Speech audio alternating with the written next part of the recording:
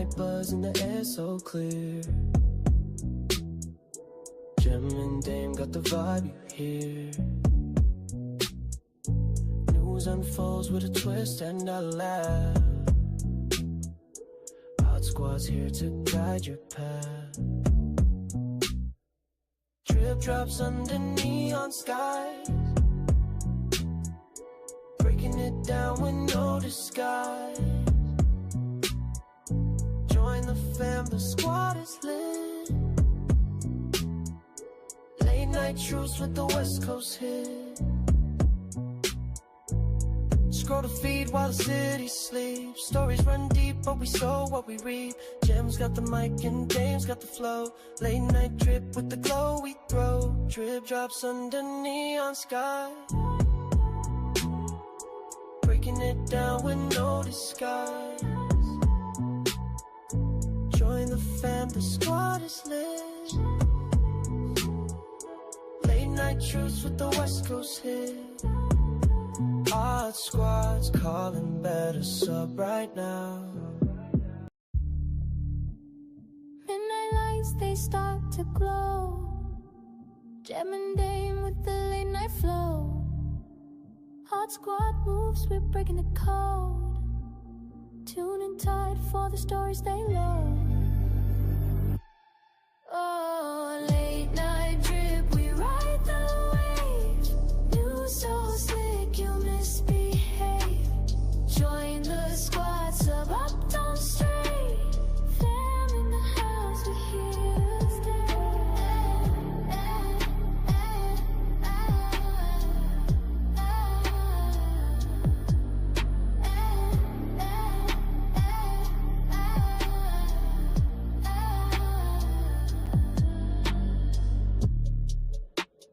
Flip the script, turn the tables around. Every headline's got a brand new sound. West Coast breeze with the city bound vibe. Hot squad energy, come take the ride.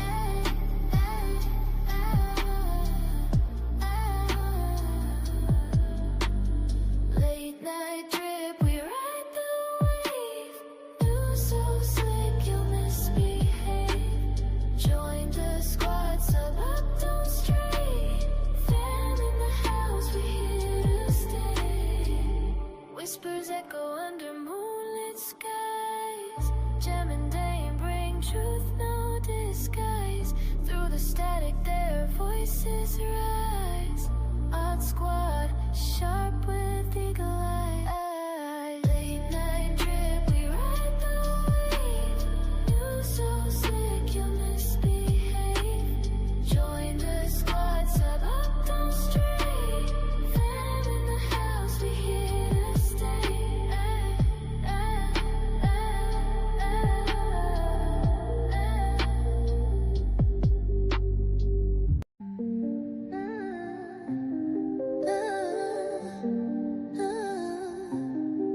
Damie and Gem, they got the flow. Breaking news, they let it show. ODD squad, we in the know. Drip so hard, it steals the show. Daily trip, come take a ride. Stories flashing side to side. Cash is paid, got beats that glide. Join the squad, no need to hide. From the streets to city lights, they deliver day and night. Truths uncovered, shining bright. ODD squad's the guiding light. Daily trip, come take a ride.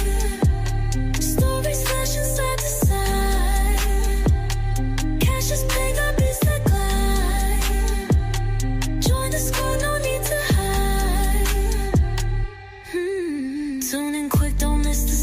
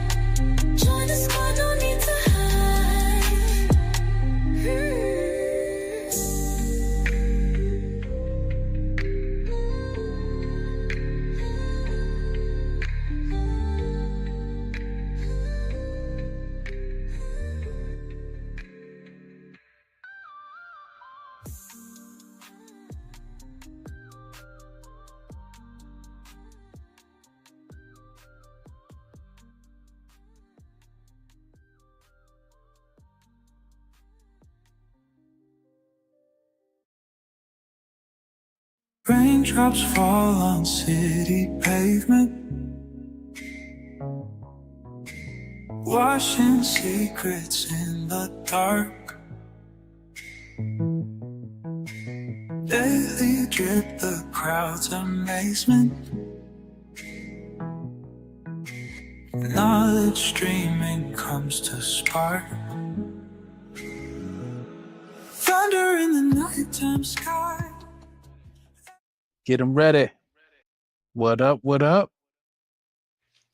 All right, welcome to the Daily Drip Show. I'm the producer, super shooter, trooper, scooper with no pooper. This is Cash is Pay, and I'm here with Jim Jones, and I'm here with Plain Dame, and we about to get it in, man. What up? What up? Hey y'all, I'm up in here. I was just a little distracted looking at Larsa Pippen got a new man. Wow. So welcome to our Daily Drip Show, where we come to y'all with all the drip.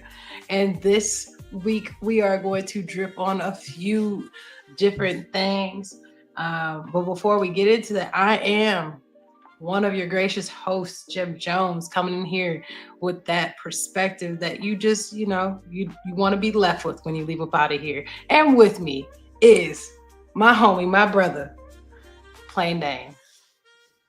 Appreciate you, sis. Hey, what's going on, world? Welcome to another exciting episode of our Daily Drip Show. Drip on that like button, drip on that subscribe button. You've already been in here. Thank you for joining us again on this lovely day. I'm not screaming out the date because I'm not going to date it right now. But if you're here, you already know what day it is. But we appreciate you, all of it. It's been a great one. I'm ready for a good show. Oh, yeah. It's going to be one because we're going to go ahead and start off with the Trump mess. But before we get into that, let's talk about what's in your cup. Bow. For me, I am sipping on some great H2O. On that fourth. Plain Dame, what you got over there? Because I saw you sipping on something that wasn't water. You know me, man. Bucks of Star, getting me through here. When they sponsor us, they're not yet available on this device. What? To browse other services. Just ask me to open video home. Oh God, hold on. They said, nah, you gonna get go sponsor. I'm gonna go ahead and meet you real quick, dog. It's that AI that's it said, oh no, you're not gonna play my homie Bucks of Star. Man? How dare you? I'm good, say my name. Yeah, got a little interest in there. But yeah, I had hello, the Bucky's a Star, yeah. You will say my name.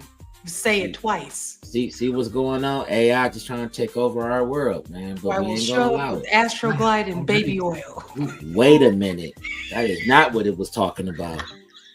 You're not gonna put words in AI mouth like that. It turned AI into Kano, didn't it?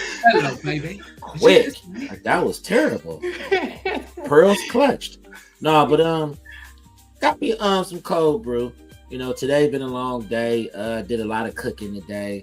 Got a lot of things done, so I needed something to give me the extra pep in my step, and that's what we working with tonight. Got me together, and I don't have any Baileys, I don't have any yak of kind, none of that. It's just good old fashioned coffee, but it's cold, pretty good. Yeah, we appreciate y'all sticking around to drip late with us. As y'all know, it's a holiday, so appreciate the grace that y'all give us on that. So let's go ahead and get into a very spectacular show. If you don't know us, we come in with the drip. We give you a little bit of comedy where we can, a little bit of jokey jokes, but we're definitely giving you the current events, the news, politics, just things going on, and wrap that up for y'all so y'all get some deeper context with a little bit of flair to it. So starting off. We serious about this. We in this thing. So starting off, it's one big, beautiful bill. It's really there's been so many different phrases for it, but all I can say is buckle up, Buttercup, because you got to brace yourself because your paycheck is going to be feeling real light, and we're going to find out who really cashing in. All right, y'all. So I didn't think it was going to pass that quickly. I didn't. It Mostly was supposed to be before July effing 4th. So you know what? It got done. No matter it did what, get done. It got done. And hell or low water. one thing Right. that go ahead. No, I'm just saying, promises made, promises kept. That's that's the motto. So, and then the Republican Party is running this rap ish right now. So, Yeah, people are mad.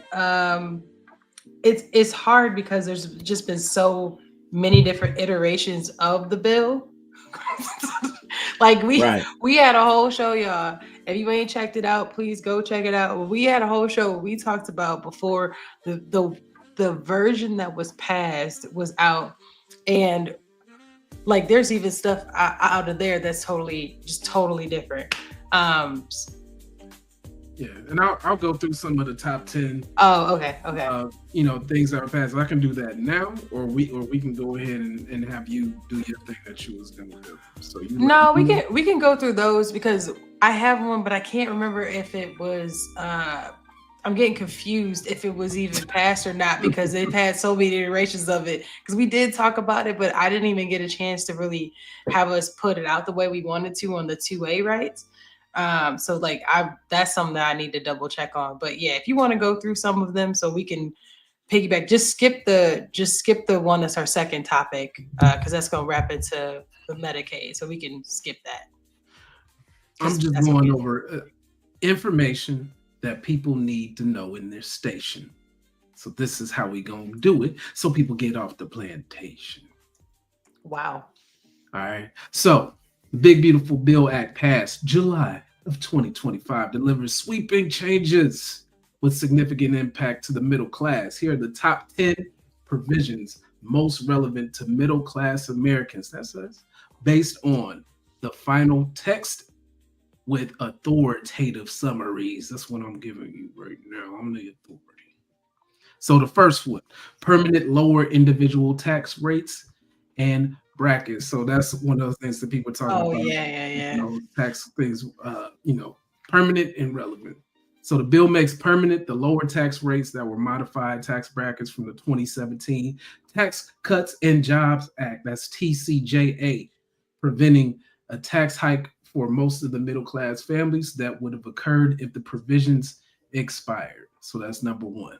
Number two, increase the permanent standard deduction. So that standard deduction that has permanently doubled and further increased, rising to $31,500 for families, simplifying the tax filing and reducing taxable income for a vast majority of American filers. So let's break that down for people real quick. What that means is if you don't do your own taxes, good for you. I'm jealous. I do my own taxes.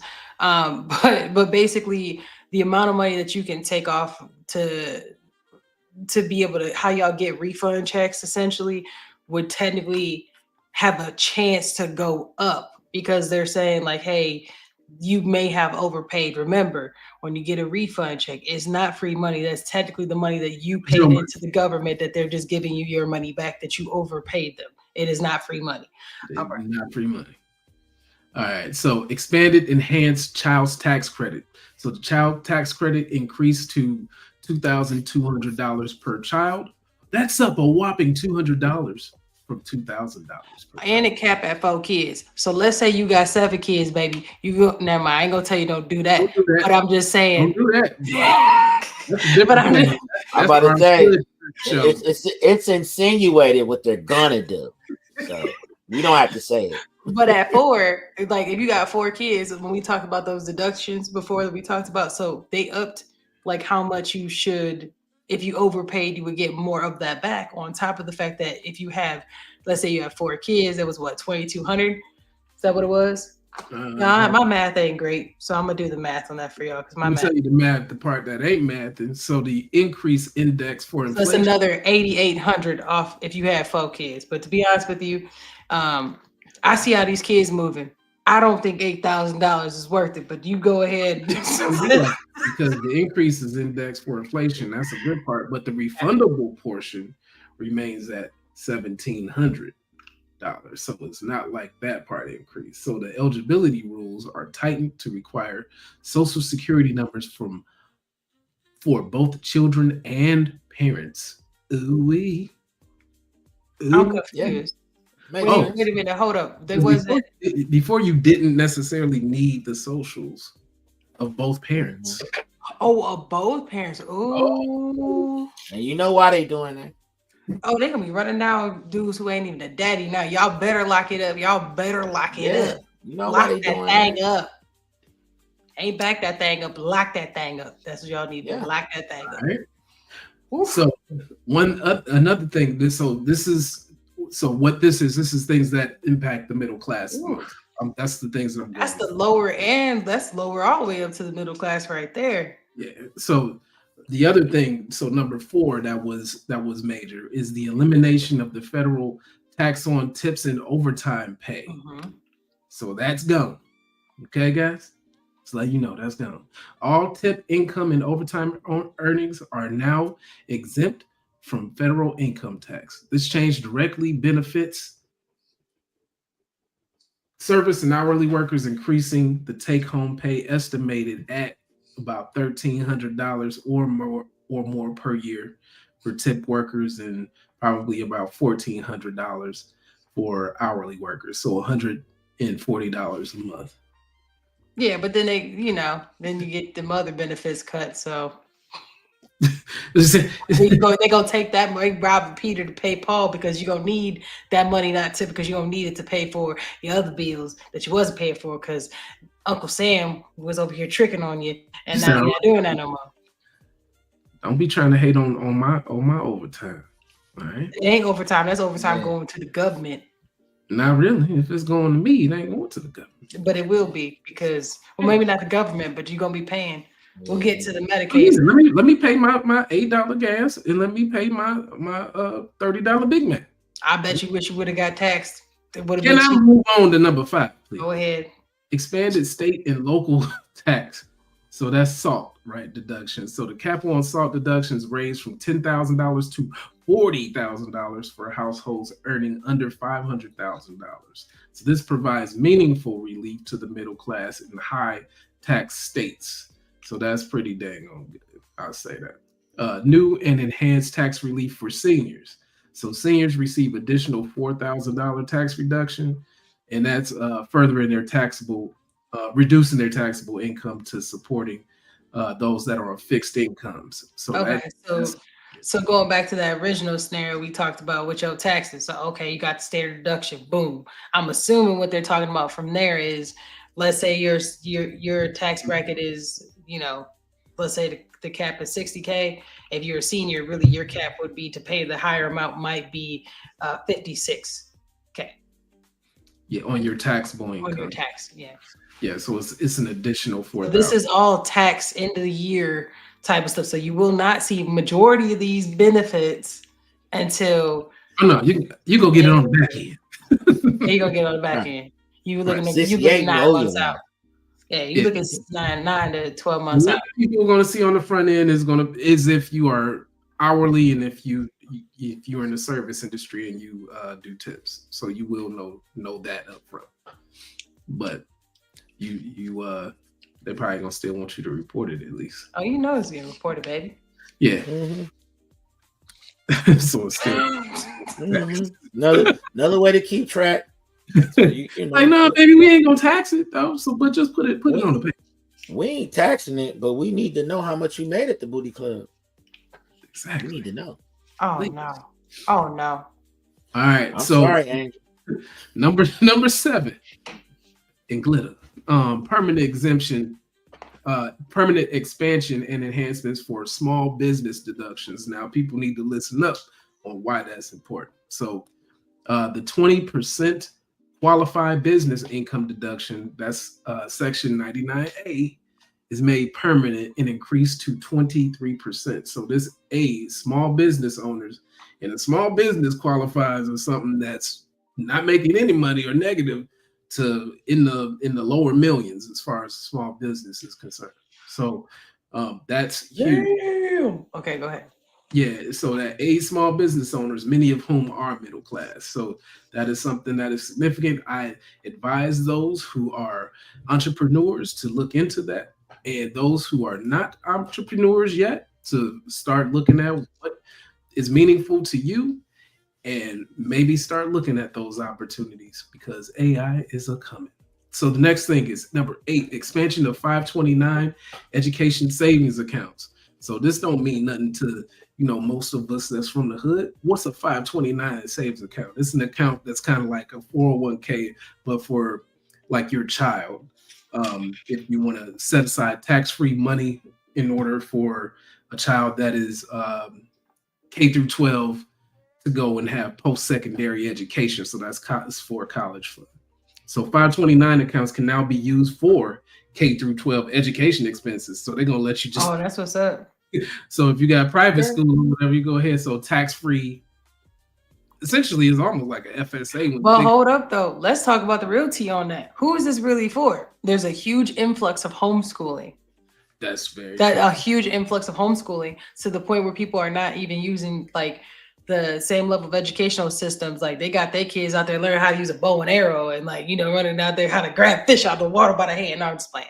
But they they're doing they're doing like sit down and we're going to learn how to use this program. They're not doing that. So now they're going to be able to take this and apply that towards this resources needed for these schools or for you to do your homeschooling at home. So depending on who you are, definitely a big plus there. Like you said, private school as well. Private school is busting heads from what I understand. Whew, Lord. And a lot of them are going out of business because folks are like, no. How about we put them in public but homeschooling? Especially considering if I'm sitting at home and I'm not working and my significant other is working, then I can sit right here next to little Timmy and make sure he's doing what he needs to do. Yeah. And them co-ops, man. Like them private schools, they be running $30,000 a year per baby. Like, bro, what? To play volleyball. All right, let me get through these last two, and then y'all do what y'all do. So, number 9, the expanded child independent care tax benefit.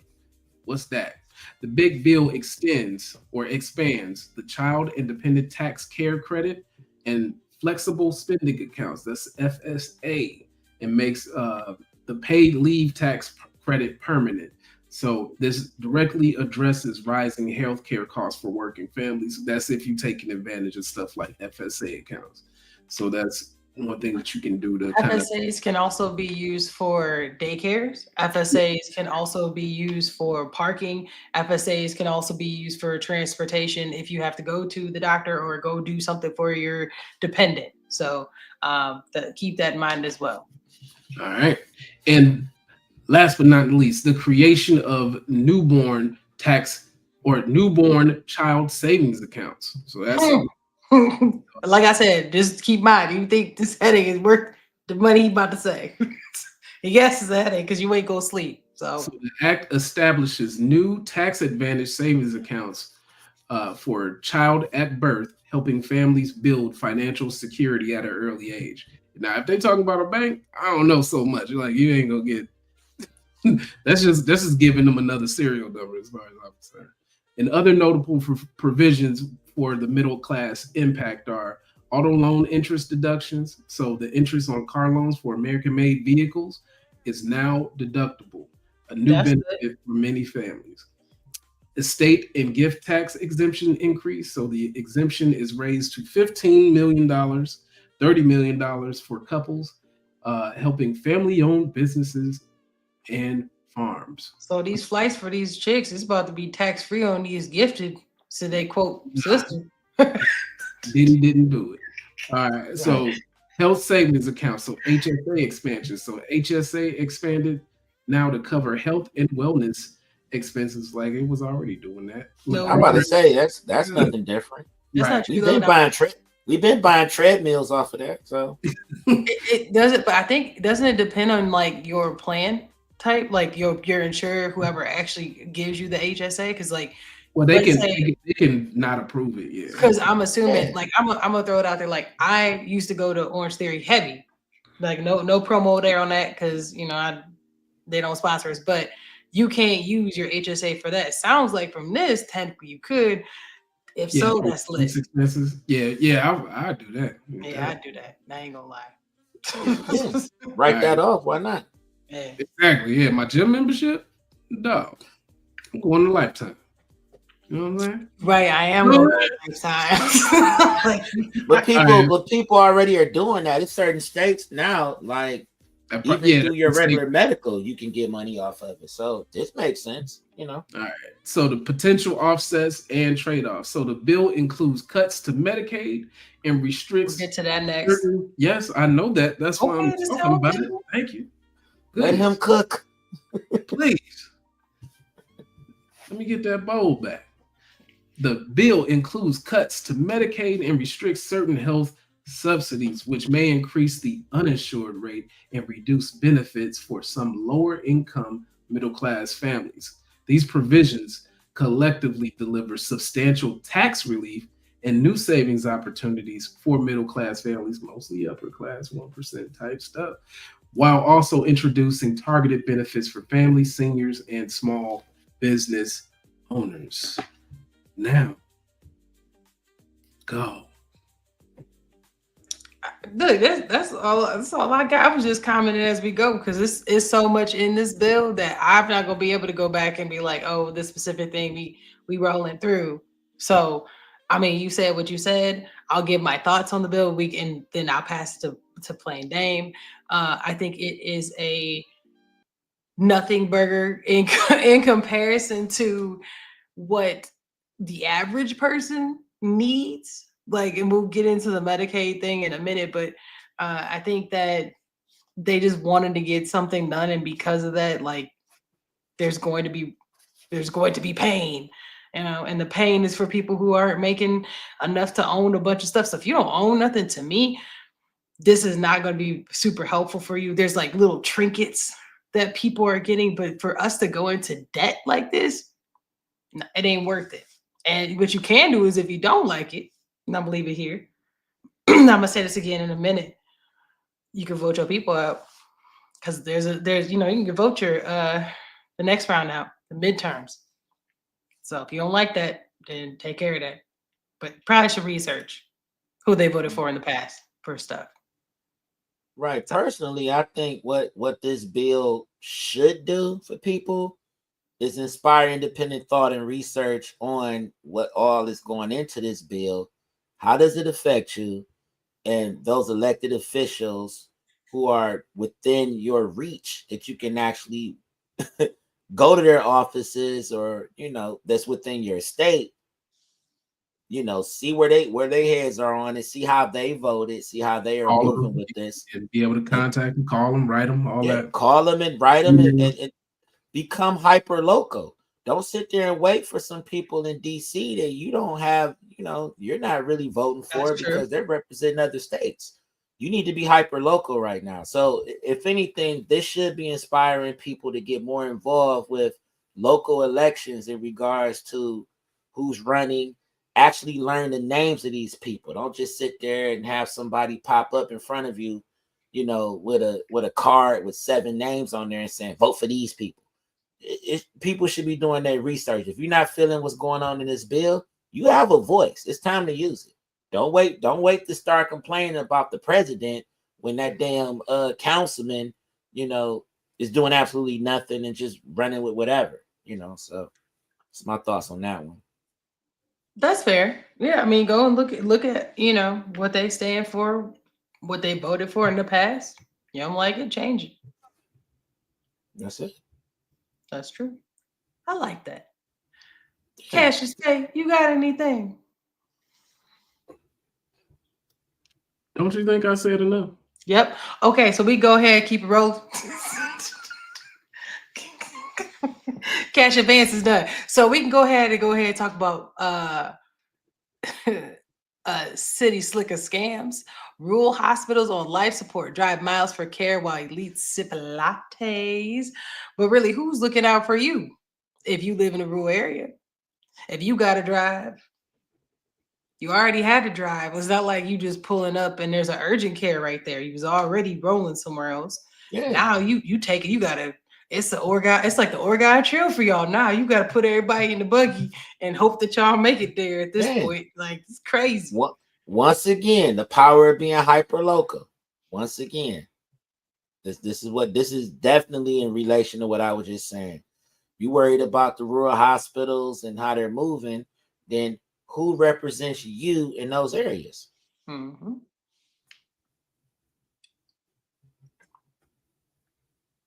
It's right there in Flemingsburg. If it closes, you have to go to the St. Clair Hospital in the county over. Now, Google Maps tells me that's 27 miles and 35 minutes. But guess what? That hospital is also on the list to be closed. So if you're living in a place in Kentucky right now that's already lacking for medical care, picture it. It's your parent who has a stroke. It's your spouse who has a heart attack. It's your wife who goes into labor prematurely. What are you going to do when minutes matter? And because of this bill, we are closing 35 hospitals. Already in my state, 41 counties out of 120 don't have a hospital. 72 counties don't have an OBGYN. 48 counties don't have a pediatrician. You're getting rid of 20,000 healthcare jobs and 35 hospitals. Right. What But I then when you heard go- was there was a lot of unchecked coochies. Right. That They, part. I mean, they getting checked by Planned Parenthood, but I got something that's on, on it. Well, hold on. What you mean? How you just assuming there's a Planned Parenthood there if there ain't like nothing near them? But that's what I was gonna say. In a lot of those areas, what you might find is that what's picking up the slack is the free clinics, right? But it's quite a few of those. And then everybody talks about Planned Parenthood. Planned Parenthood is not the only free clinic out there. They're not the only ones that's doing some of the things that they do. They are just like the leaders in what they do in terms of, checking to see if folks are pregnant and, and then what you want to do, that kind of thing. Yeah, they the ones that's like, so how you want to move on this? I have a small theory on it. I'll to give you a little insight. I will pause you real quick though. They don't have to be the only ones to do what they do because apparently I keep getting ads on social media, which I don't know why, because I don't condone getting rid of babies. But hey, on my feed it keeps talking about, hey, we're gonna get safe and legal deleting babies through our pills that get sent to our door, and I'm like, I didn't even know they were delivering this to people's homes. Well, so they don't even need. You Planned are Parenthood. physically a female, aren't you? So yeah, but I mean, that would receive. I'm trying to figure out what I clicked on to make you think that I was even into that. That's what I need to figure out my algorithm, because baby, oh yeah, they DoorDash and death now. Yeah, basically DoorDash. That's crazy. So they really don't need Planned Parenthood for it to actually do the service anymore. That's what I'm but at the same time, Planned Parenthood have to justify the billions they've been receiving for years. So that's why you see them on every corner, like a gun shop and a church. You know what I mean? And now those monies have been quote unquote misappropriated in so many different ways. They like, we're about to cut this out because this is ridiculous. But that kind of, I'm not gonna say differ from what we're talking about, but it aligns with it, because if we're talking about those rural areas, majority of those places, a lot of them are not even accepting Medicaid, or they're giving you a hard time and a lot of pushback with Medicaid. Because that's interesting. I have a quick short story on somebody, but yeah, that's interesting. Please dive deeper into that. Oh yeah, because I'm, like I said, I'm on that phone talking to these folks all the time, and then the main thing is that these places are flat out telling people, we don't accept ACA plans, and we don't accept Medicaid. We don't, or better yet, how they say it in the broader terms, we don't do government plans, right? So that could be your ACA healthcare.gov plan or your Medicaid plan. And then they got certain Medicare plans that they don't play with. All they want is your group policy, your group PPO that you and 150 other people that's at the plant get, because they can charge, $150 for an aspirin through them because they're not questioning that charge. Whereas the ACA plan, healthcare.gov, they're gonna run that audit real quick. Like, what? How much was it? Denied. And then they go back and submit it again. Too much, denied. What them what them generics hitting for? Make sure little Tim and them get a generic pill because they don't need the brand name drug that's probably paying you guys to push them. You know, and it's a movie that I would love for you all, for my day drippers to watch. It's called Love, Sex, and Other Drugs. It's an old movie, right? Really good movie, but it talks about how the drug. It shows you how the drug reps. Actually, me and my pal, I was just watching that. Shows you how the drug reps really hit these different little small hospitals, pitching their drugs for samples and all of that. You know, that's a big deal. You know what I mean? But it's kind of hard to do that when Medicaid is denying everything because they're like, no, we're not going for that pill. That pill is not affordable for this person who is actually on a fixed income.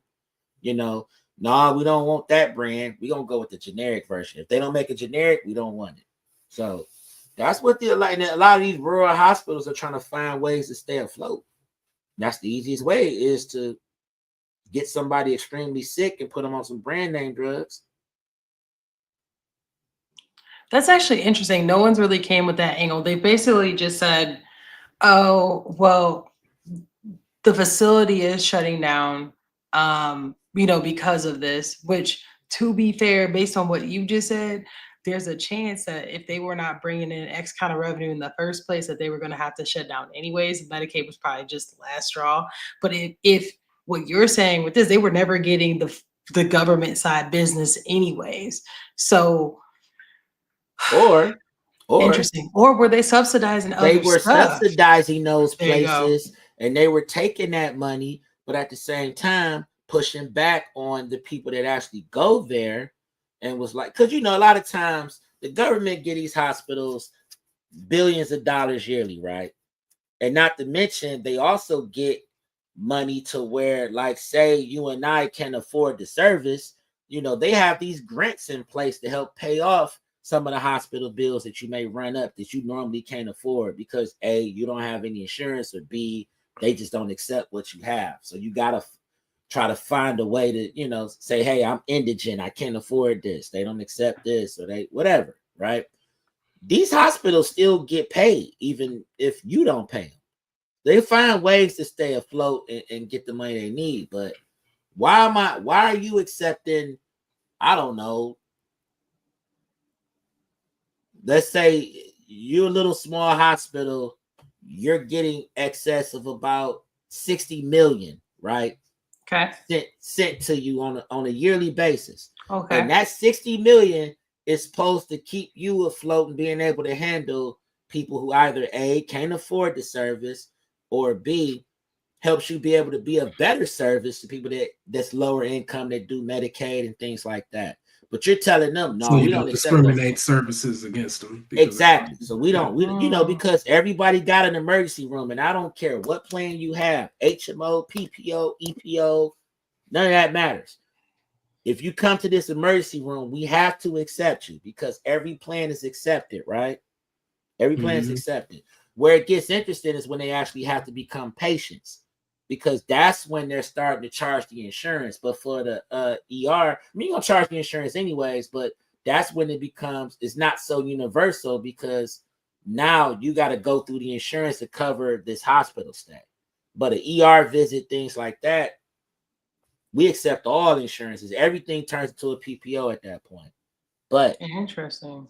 If somebody's getting a surgery because of that ER visit, that's a different ballgame. It's a whole nother situation. So now it's running through the insurance, and you're saying, hey, Tammy broke her leg in 17 places, and we had to reset it, and we had to do all these surgeries. She got to go in for 2 or 3 different surgeries. She's going to be here for a week. Somebody got to pay for that bed she's sleeping in. Somebody got to pay for the 3 surgeries. The emergency room was covered on the plan, whatever, but everything else is up to us submitting these claims to, that carrier. Whatever hospital system, right? And 9 times out of 10, that carrier is like, you all are not in network with us. We really don't play with y'all like that. So now we're about to scrutinize every single thing y'all just did. Okay, why the hell did you need 3 stethoscopes to check Tammy's pulse? All y'all needed was 1. We paying for 1 doctor that did that. Why did y'all need to do 3 surgeries? From our research and according to Chat GPT, you only needed 2. Not according to Chat GPT. You know what I'm saying? But you get what I'm saying? Like they're Yeah. gonna do all of these different audits on. And then you add in the other caveat of upfront, we want you to pay, right? So that's right. And that's then on another top thing. of that, well, how much did Tammy pay y'all? Because before we do anything according to her plan, because Tammy really can't afford to get that silver policy, she told her broker that she was working with, oh hell no, I can't afford that. Give me the plan that's $0 because of where my income is. I don't get sick, I don't get hurt. I just do a checkup and a physical. I don't even like drugs. I'm holistic.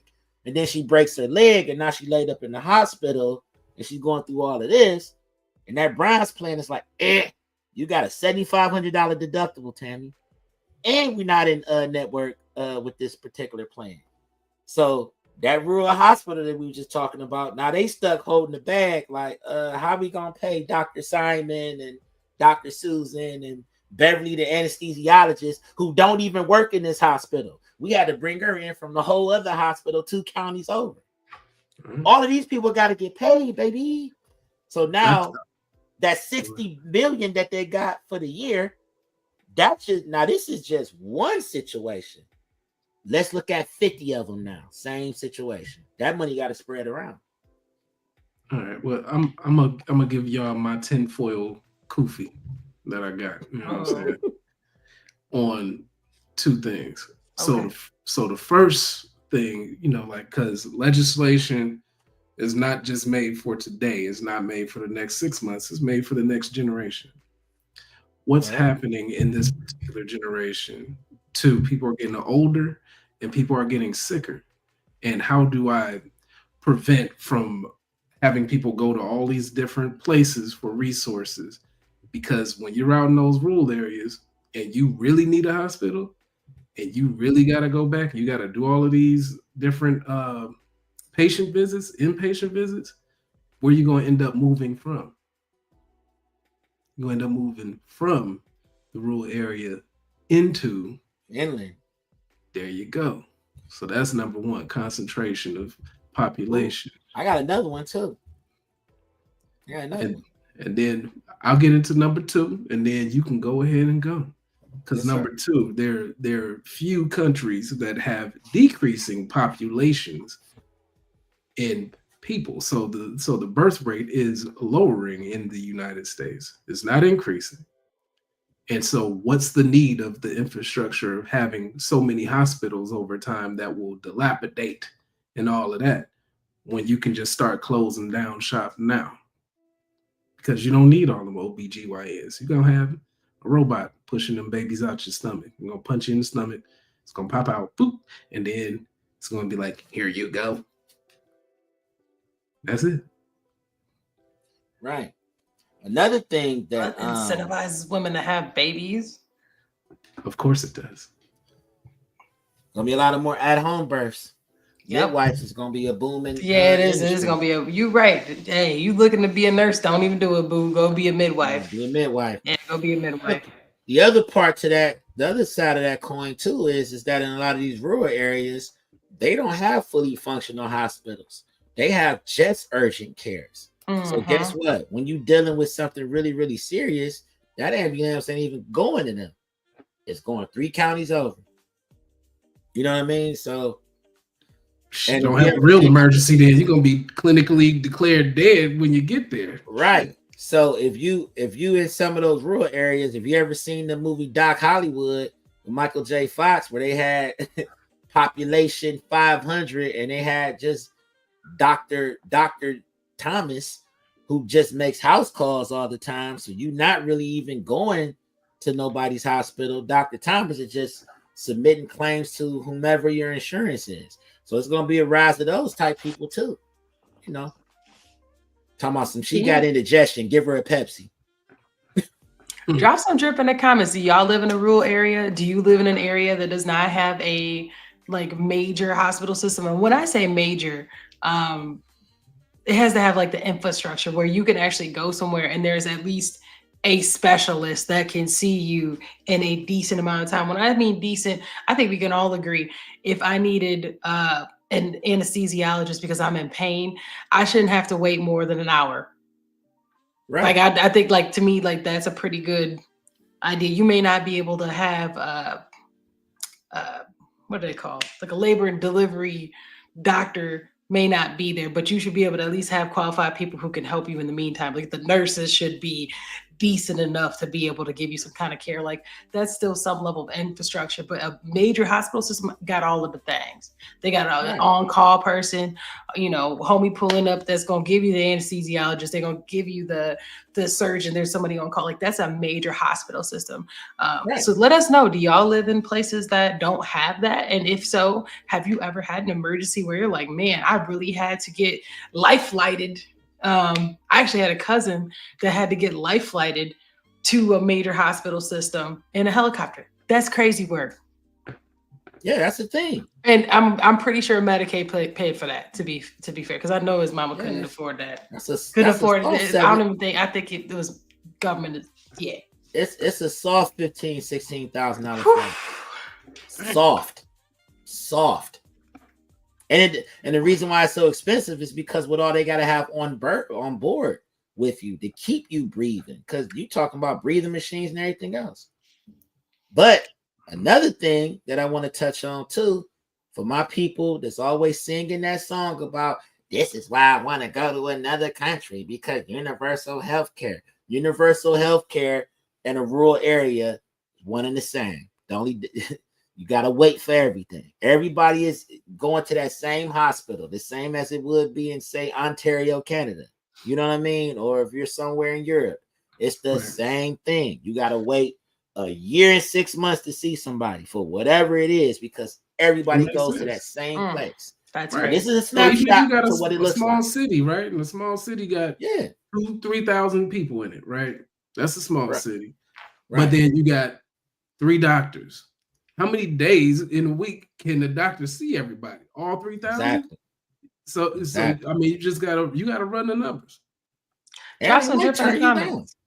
You might get turned down to even see that doctor. Yeah. So drop some. I would love to get y'all for my rural people that actually live this day to day. Let us know what you guys are going through, because I have these conversations all the time. I would love to get more perspective on it. Definitely. So the reason why this is relevant is because in the Big Beautiful Bill, there was cuts to Medicaid that affected the rural areas. And so because of that, the internet is interneting. And so they are in an uproar and really like in like an educational perspective, I would say. This is an example. I don't know if I can do. Okay. This is an example of someone trying to educate in Louisiana. Dear Louisiana, y'all see that number 33? When Trump's big beautiful bill passes, that's rural hospitals that are supposed to close. Do y'all know any of those hospitals? Or do y'all live close to any of those hospitals? Yeah, you probably didn't think of where you live as rural because you have a Starbucks and a Walmart and you're close to a big city center, but they do. And these hospitals usually have 70% or more of their patients on Medicaid and Medicare. And when those big old Medicaid and Medicare cuts come, guess what happened? Those places close. So when you didn't vote, you close your rural hospital. When you voted for hate, you close your rural hospital. So you get what you vote for. And fear mongering ain't gonna change shit either. I don't even know why that's always where we run to. Because when you vote for hate, when you listen, the whole point, the thing about these Medicaid cuts is they saying, Tom don't need to be sitting playing PS5 all damn day. He need to get up and at least go volunteer somewhere, so he can actually qualify for the benefits he's receiving. You know, it's supposed to be helpful. It's supposed to be a revolving door to get people on their feet. The folks just want to sit on their ASSs or to give sit something Isn't in that order what to Kim receive K said? something. You get what I'm Yeah. saying? Ain't They that don't what want to Kim give K said? anything. They want to just Kim K receive. said, "Get your ass up and work." I'm pretty sure it's a direct quote, and everybody was mad at her. Right. Well, how can she say that? Well, hey, she worked Doing the work. mattress and turned it into an empire. Sorry. That involved work too. You've been working the mattress, and the only thing you've been doing is pushing out more kids for me to pay for.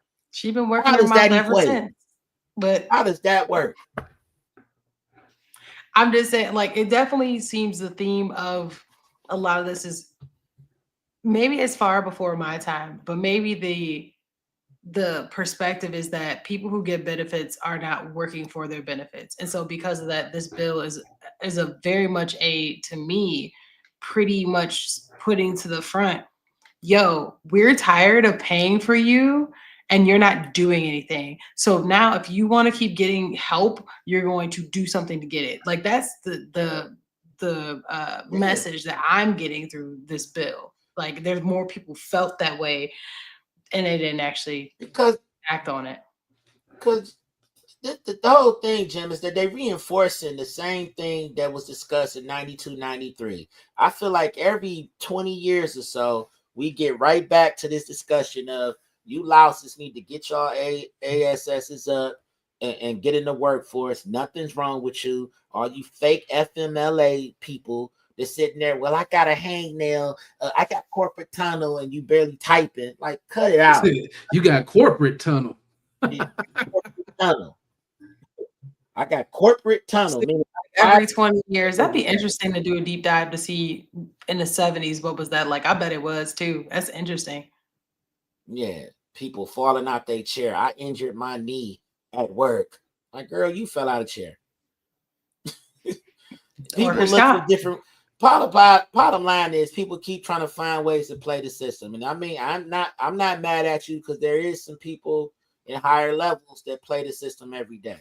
You know, if you got a card to play, I don't knock your hustle, but if your hustle sloppy and people can see that you hustling backwards and you just want to hand out, it's time for the rug to get yanked, boo boo. Go get this money because it don't help you to sit down on your butt now. This is the hustle years now, baby. It's a capitalist mindset on Capitol Hill right now. And you all are in for a rude awakening. Y'all been sitting around at the bus stop for too damn long. Right. I mean, you getting a alley-oop getting tossed with some of the expanded areas of the small business, right? So take advantage. So basically you need to open your business. If you can't work at 9 to 5, yeah. Go ahead. Or that's the other part is ain't no jobs. Trump brings thousands of jobs. I can't work that job. Trump finds way for you to start a business. I don't want to start a business. Like, look, you don't want to do nothing. You want to sit in the basement, play the game, and take a pill because you have such PTSD from how the world has, ever since the election, you have been having all of this anxiety. And I can't go outside because I'm worried. And my blue hair is frazzled by all of this. I'm sick of it. Get your ass up and go to work. Not the blue hair. You said ASS for so long, and then you turned and did this now. I was going to give you a compliment in everything. Not the blue hair though. Yeah, he did. He called them Smurfs. He called the My Little Pony the whole squad. I'm just saying. I'm just tired. But let's see what this young. Let's get this so here. This video is a good one of like trying to explain. People are like, well, why would these places close? So to wrap this up, this is an attempt to explain the why and see how the big beautiful and the impact affects you. You own an average run-of-the-mill hospital. 2 patients come in and they both need emergency medical care. One patient has commercial medical insurance, the other one does not. The care for both patients costs $2 each. $2 for patient 1 and $2 for patient 2. For patient 1, you go to their commercial insurance payer, you negotiate, you get your $2 back. Patient 2 can't pay the $2, but because the government knows that they're living in poverty, they agree that they are going to pay you, the provider, the $2 on the patient's behalf. The costs are $4. You have $4 in your hand. Now, let's say the government says, you know what, we're actually not going to pay for some of these patients. So the next time when the 2 patients come in, your cost as the doctor is $4. Now you get $2 back from the commercial insurance payer, but these other $4, the government says we're not paying that. So what do? You go back to patient 1 and you say, hey, unfortunately, I'm going to need $4 from you, patient 1. Even though your care only costs $2, I'm going to need $4 because I need to cover all of these costs. Now let's take this a step further and assume that you, Dr. Jean, you are a doctor who owns a rural hospital instead. So now, instead of half of your patients having commercial insurance and half being under the poverty line, now both patients are under the poverty line. So now the same 2 patients come in and they both need emergency care worth $2 each. Now you don't have a commercial insurance to bill for any of this. And also the government said, hey, we're not going to let you bill us for this either. So what do you do with your $4 costs? Nothing. You can't pay your doctors, you can't pay your bills.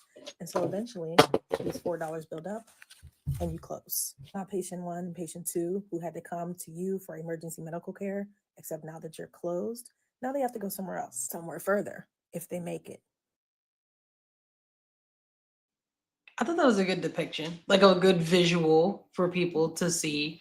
But it really goes back to what Plain Dame said. Plain Dame was like, if you have the ER scenario, right? Like there was ways to get money, and essentially what's being told is that since that I think it was like 119 billion was what it was supposed to be over a span of time, it's been reduced to a 50 billion relief fund, which means there's like an 87 billion deficit if I'm not mistaken. So the gap, and I might be off on the math, please don't go after me in the comments, it's not that big a deal, but we're talking billions on billions, but the deficit is really the difference that she's talking about, that money that where that $4, right, think about that in billions.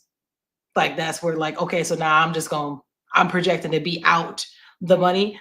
I'm cool. I'm gonna go ahead and just take the little money I got and invest in the big hospital system, which is probably what they do. Go get on the board, become investors and stuff like that. Cut my losses. It's cool. Good luck to y'all. Good luck to you. Drive that hour, Oregon Trail style. I think that's what's going on with that. Focus clinic. So that's why, you might see a foot clinic, you know what I mean, opposed to just a fully functional hospital system, because the affordability isn't there for them to handle all of that stuff, because everybody can't afford the services anyways. And on top of that, they got a bad stigma because people love to go on Yelp. Don't go to such and such because they terrible, not thinking that this particular place handles the care for the entire city. You know what I mean? So they don't take that into consideration. And then I get on the phone with these people. They say, I can't go to that place. That place is horrible. That place is terrible. We usually go to such and such. We need a PPO. So it becomes that situation to where they like, we're not even going to the rural hospital. We're going to go to the big boys down the road because that's where the faith is, because they can handle thousands of patients weekly. You know what I mean? So you can't, it's kind of like you got a Walmart, where the Walmart is, right? So you're not going to stop at the mom and pop if they don't have everything the Walmart has. It works the same way with the hospital system too, But then you got to ask yourself, why don't those bigger systems build enough urgent cares and hospitals to handle the weight of the rural area? And I'm going to tell you why, because it's not profitable. That's why. It's not profitable. Why would I build a whole system there when I know you all got to drive to me anyways? I'm going to get the business no matter how we go about it. We're not thinking about saving lives. We think about saving accounts. Ooh. Well, yeah, like, it's like you got to drive through. Why would I make more smaller drive-throughs when I already know that all of y'all coming from far and wide? Because I'm the only circus in town, baby. That's And it. it also Wow. answers the question of why you see a McDonald's and the Burger King on the same strip. Reason being is because it's centralized. We know that this is where everybody's going to come to eat. So why would I build it out to where there's nothing? You know, yeah, I might get some business, but I want to be where the traffic is. So that's what these hospitals do. That's what these systems do. They go to the bigger cities. They make contracts with all the big doctors there, you know, and then all the bigger carriers, you know, all of your Sigmas and your Oscars and your Blue Cross Blue Shields, they say, well, I'm about to go over here and I'm about to strike a deal with this hospital system because that's where they operate. And then the little rural farmlands get overlooked. But it is what it is. The best that they can do is, we talk about small businesses. Maybe that could be an opportunity for someone. I'm just saying if you really have the heart to want to help people, that could be an opportunity if you wanted to build like some type of like hospital chain system for those types of things. If you really have the heart of hearts and want to do that, to make it a small business, to make it into a big business, more power to you. You know, there's a little billionaire that was trying to take over, you know, farmlands and all this Not kind a of little stuff. billionaire. It's kind of funny that a little billionaire don't want to build no hospitals in these rural areas and service these people if they want to save the world. That would be a start. Adequate health care. We ain't gonna do that because it's not that profitable for them to do that. Right. Can they write it off yearly? Sure. They're not gonna do that. That's an interesting call out. All right, we are hour in, so go ahead and say. So we're gonna wrap it up with our last topic. We can make it brief. We can actually skip to just do 2 other videos instead of like the bunch of them that were queued up. We've talked a lot on our show about deportation and birthright citizenship. And so one of the things that like personally I suggested was like, yo, you can go get you a K-1 visa, go get married, do your time of service. Because it really is, because you depending on that person. That's another way you can go about it. You can bust it wide open for that citizenship. For the realest one up in the game right now, she will. You could do that. Like I said, you want a little insight into that, watch 90 Day Fiance. But I just wanted to pull in a few things about that and have a few comments. And then at the end, do we think that this is a feasible path for people between the crew? And we'll wrap that up. Wow. This is a feasible path to citizenship. Yeah. Okay. It's been one since the 80s. Married an American citizen. Congratulations. I'd like to get my permanent green card, please. Unfortunately, because your marriage is so new, you're only eligible for a conditional 2-year green card. Really?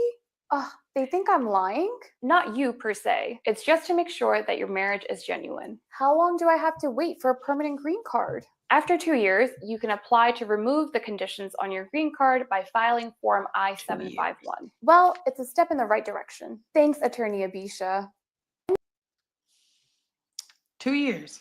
So I'm just saying, like, what I mean by that is, and before we get queued up, and I'll talk about other countries in a second. 2 years. If you've been here 20 years, baby, how you ain't get the 2 years in, baby? You've been here 20 years, you couldn't find nobody.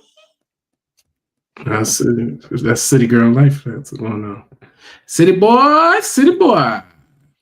Oh, they've been leaving and coming back. That's true. That re-entry. They'll leave and come back. But there are barriers, timeline-wise. This is one. Months. 50. That's how long it's taking USCIS to process a marriage-based green card application. That's according to its own case status processing That's a long time. Tool on its website. Yeah. Is that insane? Is that absolutely ridiculous? What do you think? Leave your thoughts in the comments below. Okay, so you heard where the representative was like, yo, it'll take you like 2 years. And he's like, go on their website, baby. It's like 4 years. Yeah. It's people it's taking people 7 years to get all the way acclimated into the system. But if you in love, if he's right, you better be doing it for love then. If you in love, then hey, we here for the long haul. We gonna rock out. Because because at the end of the day, if you're already in the process, no one's gonna kick you out the country. No one's gonna kick you out. You're in the process. You're in the process. But if you just sitting there and reaching up under a table and grabbing a wad of money for services rendered and not doing nothing, then yeah, sound may not travel as high as your ASS get tossed. Y'all like the stuff edits?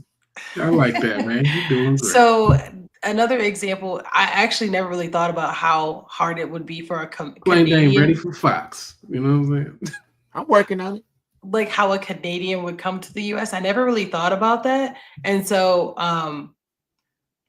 apparently it takes a while for that, which is, I'm kind of surprised. Like if somebody was born in Canada, that it took a long time to be able to come here, but why? I mean, it'd be the same if you're trying to go to Canada because they got free healthcare and everything else. there you go. So we don't have to play that video. That's just a TikTok couple that is pretty well known.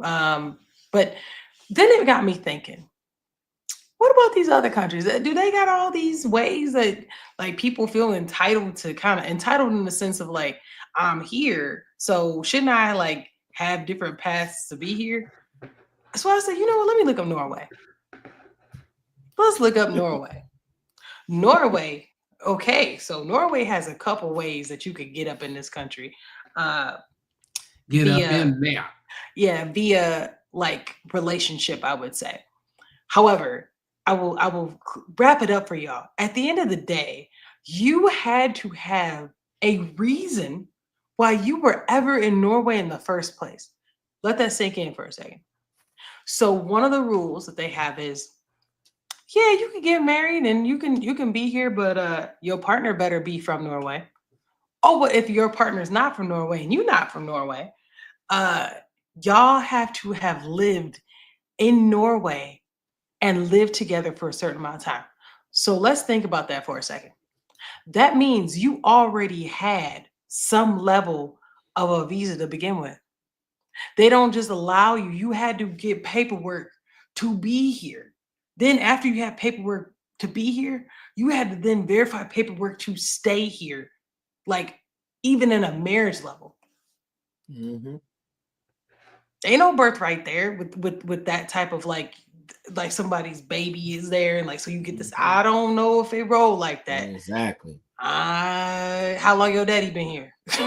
they ask questions. Listen, they in that office singing. They got Deborah Cox playing when you come in there. How did you get here?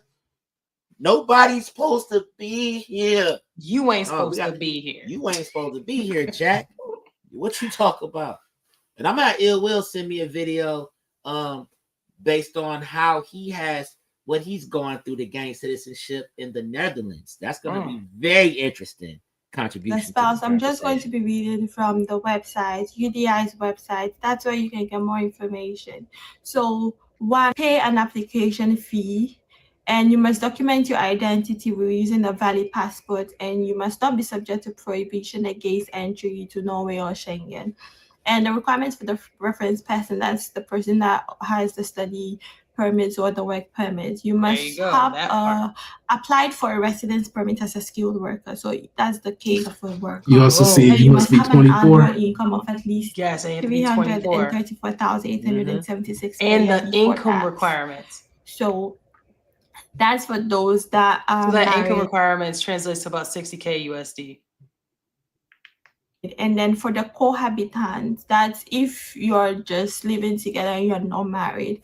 Both of you must be over the age of 18, and you should plan that you're going to live together in Norway. Then you must meet one of the following two requirements. You must have lived together for at least 2 years, and neither of you can be married to someone else. If you had lived together in Norway, both of you must have had legal residence. Boom. You have or are expecting a child together. You are both unmarried or divorced, and you must be at least 24 years. Then the requirements for the applicant, you must pay an application fee, prove your identity, and you must not be subject to prohibition against entry to Norway or Schengen. Requirements for the reference person, you must have apply for a residence permit. So the key to that is really, you had to have had business being there in the first place. That's what I want to point out. So as we start talking about like birthright, deportation, stuff like that, let's not just say like America, you should just let me do that. Let's look at other countries. You know what? Every week I might pull up a new country and we can look at what they do, because I think like people feel like I just deserve to be here because it's the land of the free. Well, it's a bunch of countries that got all kind of requirements, they or got you ain't just allowed like in. insurance. We over here taking Medicaid away, boo boo. Like you can go over there. They got their stuff covered. In fact, the countries that y'all live in have a lot of stipulations on you actually even being able to come into their country. Why my door got to stay open for the cats and the rats to run in? So before we get into this is an example of, and you actually don't have to use this. I can summarize this because it ends up being like just like a word generated. It was just like a note for me to know. In 90 Days Fiance, there is a couple called Jenny and Submit. Jenny is like 60 plus and Submit is like 30 something. And so his parents didn't want him to get married. He was like arranged to be married to some other lady and everything. It was crazy. And so he actually has some kids. Yeah. What happened? Oh, so he can't have some kids. Yeah, he does not, Right. obviously, because this lady is 60 plus. She has grandkids that are not with him. But she moved to India. He's 30 years old as a granddad. Yeah, he's a step granddad at 30. So she moved to India, right? And it was such a bout for her to move to India. It was crazy, like really hard for her to do. They were not accepting of her. They were not like necessarily, the process was not just easy. She had to go to all her appointments, things on time and so forth, but she couldn't just stay there. They were very adamant. You cannot just stay here, baby. You gonna have to get this paperwork.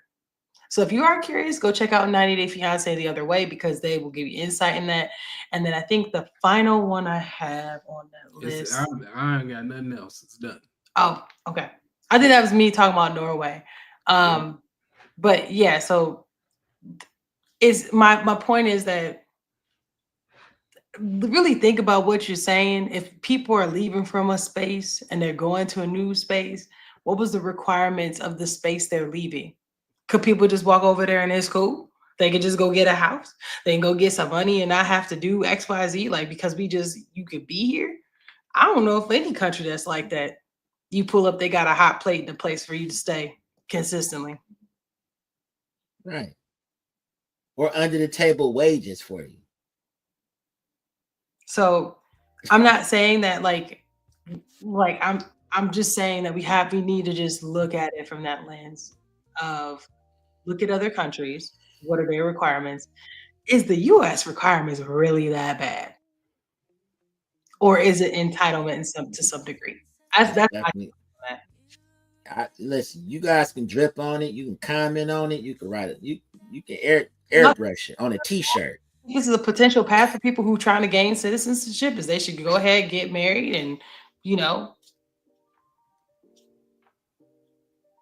Bottom line is, you like let's explore Mexico's stipulations for citizenship next week. Every week we probably just go ahead and just go around the world with this because it gets very interesting. Yeah, especially like if places that we've had trade tariff issues with. I think that'd be good to know what those. Yeah, let's see what it takes to become a citizen of China. Yeah.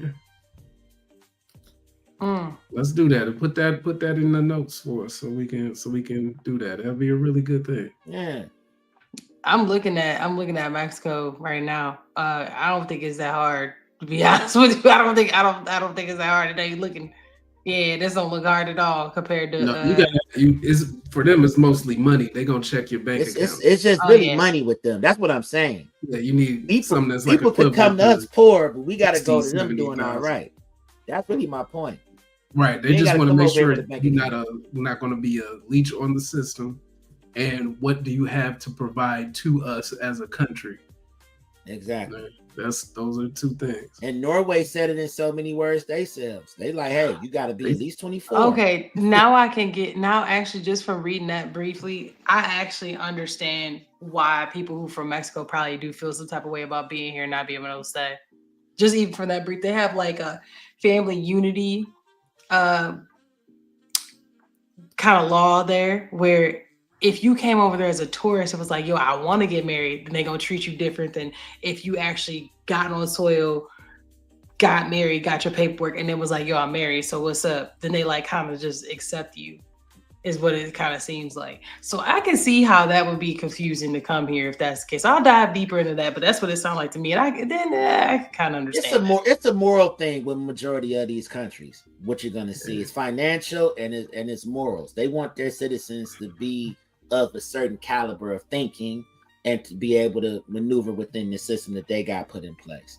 We definitely gonna dive into this. I think that's a good one. So yeah, we'll pick a country every week to dive into their citizens requirements for marriage, because that's no matter what country I believe that you go to, they typically have a pathway because you can live anywhere and be married anywhere. So I think it's a good place, a good standardized. You can do that in North Korea. You for real? You can do that anywhere. North Korea too. What do you mean? No, you can't do that anywhere. That's all I was getting at. Right. I mean, hold on, wait. If you were married and you were married to somebody who had to go back to North Korea, they can't go back to North Korea. That's not a thing. I was just all I said was I was deep diving. If that's the answer, then I just put the answer. We gonna get into it. I wouldn't know. I ain't been to North Korea. Don't know nobody from North Korea. Obviously, go to North Korea. And let's see how they feel about same-sex marriages. Oh, you want me to look into that? Nah, it's over. Because it's all a moral thing. You're right. I'll pull that up too. I'm just showing you how welcoming the United States is and how our process is really not that bad once you see what is entailed. It's not that bad. Do it take a while? Sure. But you can actually stay here while you go through the process. These other countries not waiting on that stuff. Oh no.